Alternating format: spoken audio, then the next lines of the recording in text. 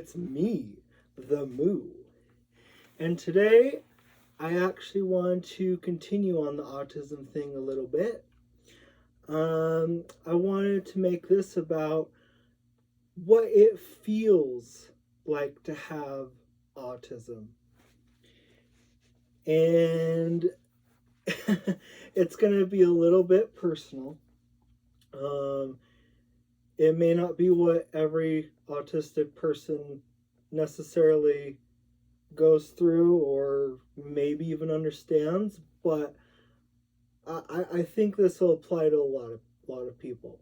Um, so, one, feeling like you're an alien. If anyone remembers that famous kind of scene that I didn't think that Arthur, that like weird rat mouse kid, I didn't think that TV show could actually get that real, but um, I guess feeling like the world is alien and that, especially as you're growing up, just like when you try to do something, when you try to say something, it kind of gets misconstrued, or it's something that people just don't really understand. And you're like, you'll go in feeling like you just totally made the funniest joke of your life, but when it comes out, nobody's laughing. In fact, people are offended and they say that you're insensitive. Um, Even though you didn't even get it. I mean, you could actually end up saying some pretty offensive stuff and just not know. You might never know until it smacks you in the face when someone says, "How dare you?" And they're not mean like, oh man, how dare you? Wow, that's so edgy. No, they're like, how dare you? You should be ashamed of yourself. Get canceled. you know. And then when you grow up and you get better at it, and it's called masking, not like this. um, it's called masking because you're kind of trying to look like everybody else, which also screws you over in the long run, and you have to learn to unpack that.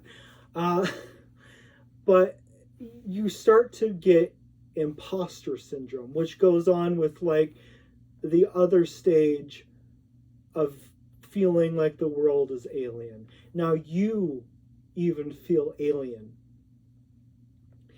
And you think to yourself like, oh, everything is going good, and then you have a moment of self-reflection. People think like, oh, you can do that, right? And then you're like, wait, no, I can't. Well, things were going so good. What happened? What? I can't do this. I don't know how to do this. And I'm supposed to know, right? I'm supposed to be the one that can do this. I'm supposed to be the one that knows, but I don't. And then I look at myself and I tell myself, how dare you? How dare you not know? How dare you not do this? Who am I really? Who are you? That's some real stuff right there. Because every day, once you finally start to think that you've figured things out, it goes up, and then it goes down, and you're just left in this deep, dark hole. And it feels like there's no way out. Because now you have to actually work on yourself for real this time. You thought that before, when you were masking up, you were working on yourself. No, you were making an identity that is not you. And you thought it was you, but it's just a fake ID. It is just a euphemism. It is just someone who's not real. And each and every day after you figured that out, you have to actually do the hard work of going through all the sensitivities and actually, strengthening yourself there. You have to actually, listen to what your body is telling you. And if you really don't like something, you just got to speak your mind and say, I don't like this.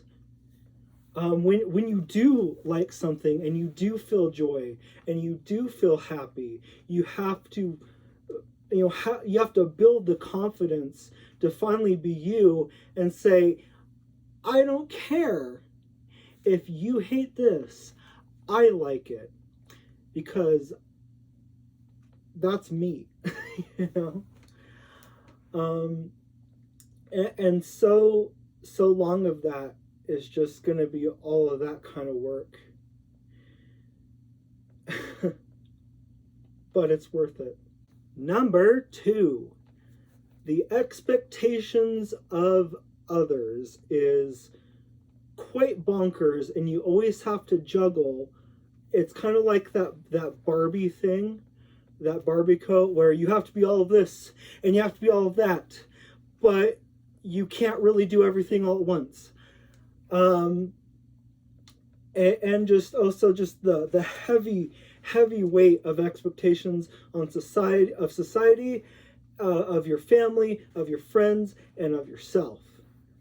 Kind of going along with the last one, but this one's more outward. Like people will, and especially the main point is, people will think you're the smartest, best genius person in the world with absolutely no evidence for those qualifications. They think you can do impossible things at impossible ages, and that maybe you don't know some things, but you're like a savant and you'll just get it. You are the nerd of the nerds. You are the king of intelligence, or the queen of intelligence. And it's like having, not to get too racist, but it's like being an Asian almost, and people being like, oh, you must know this, right? And then you have to be like, well, no, I don't. I'm not the best artist in the world. I don't know rocket science. Sometimes I get C's, sometimes I get B's, sometimes I don't even get that. Sometimes I utterly fail. And when that happens, and what you get left with is just, oh, well, I can't say I'm not a little bit disappointed. Oh, really? Really? Because I'm a human? Because I'm normal? Because I'm not a god? I'm not this amazing champion born to be destined for greatness. Yeah, no. Like, I know some things, but I don't know everything. And I certainly don't know all of this that you're expecting me to just know. Like, you throw a book at me, or you drop some sticks on the ground, and you expect me to be a Rain Man and just, oh yeah, I know it. Just flip. Okay, I know everything about this subject. Or yes, that's 87 right there. I just glanced at it. I know. I not only have a photographic memory, but I have a processing speed that's like over 200. Yeah, that sucks. But you know what also sucks? And I think even more sucks because you can't even fake it. You can't even fake it in like a normal conversation, because why would you? the other part of that sucks would be that people think that you're an utter idiot. And that's not, that's, I don't want to say the R word, but honestly, everyone would probably used to call you that if it was just like 30 to 50 years ago. Yeah, about. People will think that you're stupidest person in the world, that you can't do anything, that you don't know anything, or that you might you might know something really well. sorry. You might know something really well, but that thing that you know is utterly useless. There's no application. It's like you know how to count sticks that are just dropped in front of you, and that's your superpower. Or you're one of those kids who everyone goes to for a little while because they're like, ooh, what day of the week did my birthday fall on? And then you tell them your birthday, and it's like, oh my gosh, you're so smart. And then they never talk to you again. I've seen those kind of kids before, and they're not dumb, but that's all that anyone ever expects for them. Because, ooh, that's so brilliant that this idiot could do that thing. You know, it's the stereotype of just the idiot that's smart twice a day because the clock is accurate twice a day. You know? And and on top of that, like a lot of people, especially adults, and if you're like at all looking young, adults will be like, talk to you like you're a child. And not just like a child, but like you're a toddler. Like, oh my gosh, how are you today? Oh, that's so amazing that this person over here, honey, that's so amazing that they know how to make their own breakfast. Like, wow. Okay, not everyone's like that extreme, but there are some people who out there who do that. And they are doo-doos. Number 3, having comorbidities. Because that is so often the case with autism. Not that it always happens, don't get me wrong.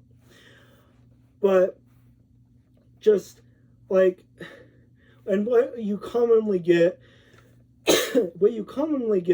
is like ADHD with autism. And then people are like, oh, you have autism? Okay, I've studied that for a while. I think I understand you. And then you hit them with the ADHD. And they're like, oh, wait, you don't have autism. How? You do this. And it's like, well, because there's more to life than one thing. And not to mention that autism can be a whole lot of mess. All right? It can mask itself. Speaking of masking, it can mask itself as a whole lot of other things. And it might actually have those things.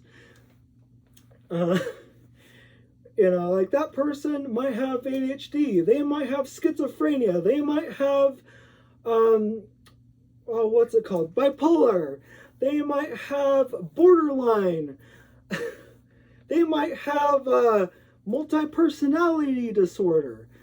A bunch of different mood disorders. Like, they might have an eating disorder. You know, the list goes on. And you think, okay, well, maybe they have like just another thing. Like, no, they could have a lot of other things. Don't just think like, oh, well, now that I know that you have this and this, I get it now. Like, no, you don't. That's not the full story. Like, maybe you just figured out or discovered, or they let you find out another part that's linked with their autism. But that's not necessarily the case. What happens, though, is with the autism brain, because so many things are differently wired in there, you make just all these sorts of different connections that no real neurotypical brain typically does, as why it's called typical. So you can end up at a very young age just like developing this other stuff, and maybe it wasn't that you were born with it, but something crazy happened in your childhood, and now boom, you have a comorbidity. Oh well. And I say oh well because it's not necessarily fun. Like, at the end of the day, do I enjoy my autism or Asperger's and maybe the other things that come with it, that kind of like piggybacked with it? I have good days with it. I have really good days with it. Maybe sometimes it even helps me. But there are a lot of other days that nobody sees or very few people see where it just sucks. It just sucks. And people, you get people who are like, oh man, I'd love to have all these disorders. No, you don't. No, you do not. Get that out of your head. Get that little TikTok girl that's being all with her whatever disorders that she picked up from someone else. Get her out of your head. Because that's not fun. As someone who also has like Tourette's and has to go wink, wink, wink, or like gets stopped in breath sometimes. Luckily, it's not happening right now. Or has like a jerk, or like stopped in breath or whatever. That sucks. I'm sorry, but like I would be on the track back then, doing that mile or 2 mile run thing, whatever they want for the pacer test or whatever, the fitness test. And then like I'll get kind of hot and stressed out, and then the Tourette's kicks in and is like, okay, well, we're getting too much energy in all these other different places, so now we're going to spaz out and we're going to make you run weird. We're going to make you stop or slow down, affecting your time and possibly your social status a little bit. Like stuff like that, or just all the times where your autism really just kind of like stops you from being able to get the right words out, or being able to get any words out. Sometimes you can't talk. There are people out there that can't say a darn thing because their autism, for whatever reason, I'm not personally them, so I can't speak for them. Maybe anxiety, or maybe they just can't do it for some reason. There are people out there who can't talk because of their autism. There are people out there who, I think it's called like a cognitive disallowance. Like they can't touch certain things. They can't eat certain things. They can't smell or hear certain things when it comes to smell or hear, because you're kind of like forced to have those. Those ones can freak them out. And with the eyesight ones, that can freak them out. That there's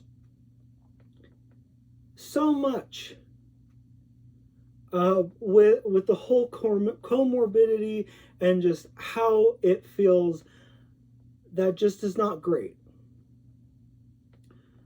That's not to down people with autism, though. Like, I'm sorry, but I do love my life, and I don't think that, like, I'm gonna go around hating my autism just because it has some quirks in it for me in particular. And I'm not going to go around hating someone else for their autism because it has quirks in particular that might mess with my quirks in particular. Um, you know, at the end of the day, it's just something that you have, it's something that you are. And, if you have it, if you are it, you live with it. And it's kind of like your baby, or a parental figure, or maybe it's your sibling. It's family because it's you. And no matter what else you got tagged along with it, you got to deal with it. And some days those are really good, and some days those are not. And that's okay. With the first one and the second one of what I was talking about, through this video, it's okay. You're okay. No one else has to matter with how they feel about it. I know some days really suck, but there are also the good days too. And if you haven't felt those yet, that's okay, because you will. You keep living, it's a long life. You'll have a good day. Or you'll make one. Maybe every day sucks, but you'll make one good. Or you make one okay. It's okay. Number 4. All right. Get away from kind of all that just a little bit. Way too deep. Whew. I want to say, kind of always feeling at least mildly entertained. Like, I don't know about you, but like my mind just goes everywhere. It goes everywhere. I pick up on little things. I think about a lot of things. Sensations, movement, the way that I breathe, the things that I see, the sounds that I hear, the different smells that come through my nose, the foods and things that I taste, even if maybe I shouldn't taste them. Just so much sensory is going on. And for some people, like that, some things not so great, but there are just those things that are just so good. And I feel like there's just not a day that really goes by that there's not something going on. I could be sitting and I could be just staring off into space, but I got a whole vibe going on the inside. Or I'm just really loving what I'm seeing in front of me, or maybe there's just some sensory around me that just makes me want to just sit there or just stand there and just live, just experience it. And I think it's kind of beautiful in a way that people with autism, they have, I want to say it's kind of like, I've been told this before, but which I agree with. It's kind of like when you're playing a movie, you have all of this going on, you hear everything at once. The camera doesn't filter anything out. You are experiencing everything all at once. And whatever it's going to be, you're going to have it going through you, around you, just everything. There's things like selective hearing and whatnot. To me, for someone with autism, I don't think it's really selective hearing. Like when that person is ignoring you or just really focused on something else, it's not that they can't hear you necessarily. Even if they're like, wait, what did you say? It's because you are a part of the everything. And if they're not really consciously trying to, pay attention to you and try to like null out some of that stuff that the camera's picking up, they might not really be able to hear you. And that's not a selective hearing in the sense where selective hearing is that you only hear what you want to hear. This person is hearing everything. So maybe they're even trying to listen to you.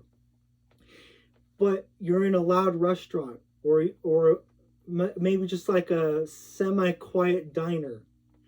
They're hearing the tink, click, clack, the ba ba ba ba, the ba ba ba ba ba ba.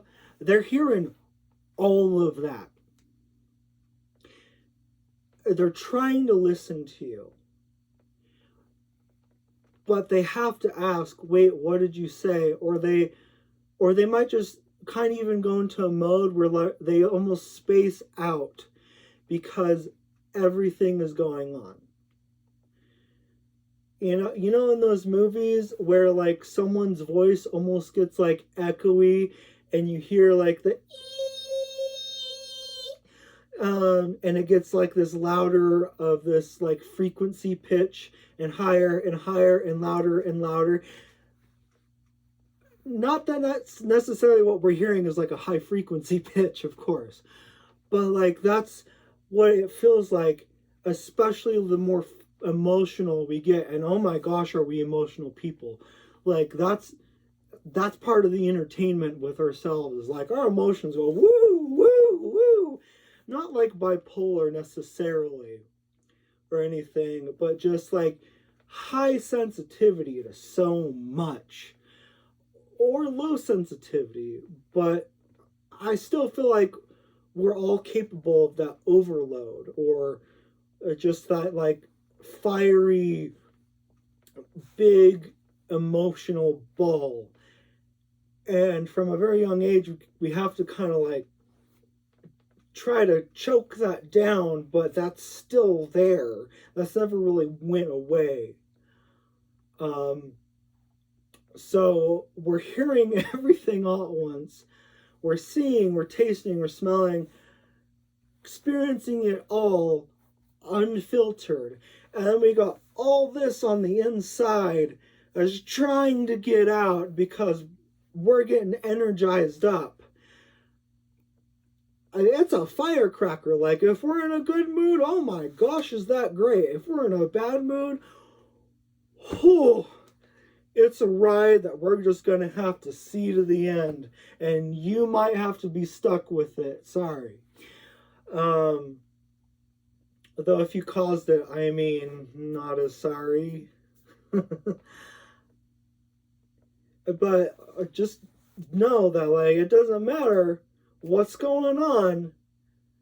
I kind of don't believe any person with autism, not even myself, when we say that we're bored, because we'll find something to do. Even if it's just in here and we're just staring off into space, we will find something to do. Everything's entertaining. I'm sorry, but everything's entertaining. And you think like, oh, well, you're a guy, so of course all these things, little things entertain you. Maybe that's part of it, but like, there's a lot going on.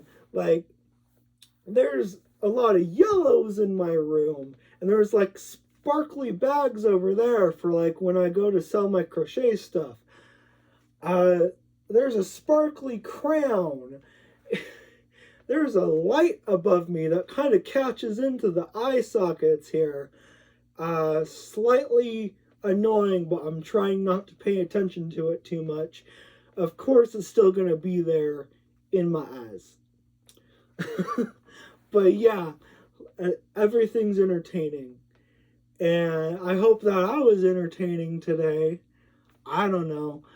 But, whether you're going through a whole lot, especially in the 1, 2, 3, or number 4 is really going good for you right now, I do want to say that I really hope that you have a good day or even a good week. Future gets brighter. You just kind of have to be the brightness. Even if it's shining in your face, you just got to shine back. Talk to the light. And say that I am enough and I am awesome. I hope that helps. See ya!